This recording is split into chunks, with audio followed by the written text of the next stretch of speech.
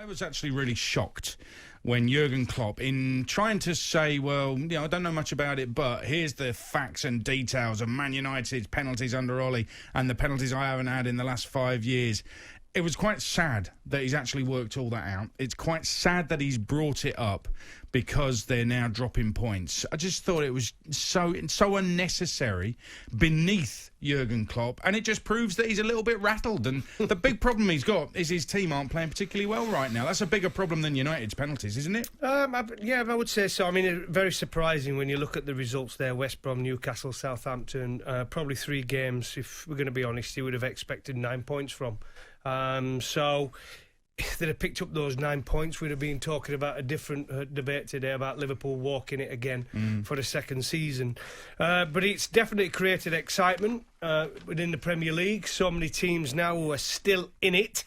A lot of people would have been rubbing their hands together last night when Liverpool slipped up against Southampton. Great game, by the way. I enjoyed it. Really good game, yeah. But there is a lot of questions from that. He did have a little bit of a moan. I'm kind of used to the Klopp moaning, but as I've said, sometimes my only disappointment with Klopp is when he does the interviews and he belittles the person that's doing the interview. I don't like that about him, but there's just something about Klopp which I absolutely love. Well, hang on. When he's blamed the wind, he's blamed long grass. He's now blaming United's Everybody has penalties. an excuse.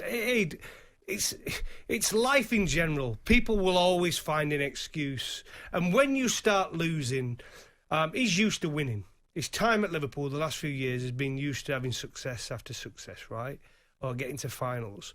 But now the team's coming under a little bit of pressure. Injuries have built up. COVID restrictions, positive tests around the Premier League, and he's starting to lose his cool a little bit. I think that's obvious. He's got to get his act together, because the first thing a player does is they look to their manager on how he reacts in certain situations. And the golden rule against a coach and a manager when you are around it, or a captain, is when you have the ups and when you have the downs, you remain the same.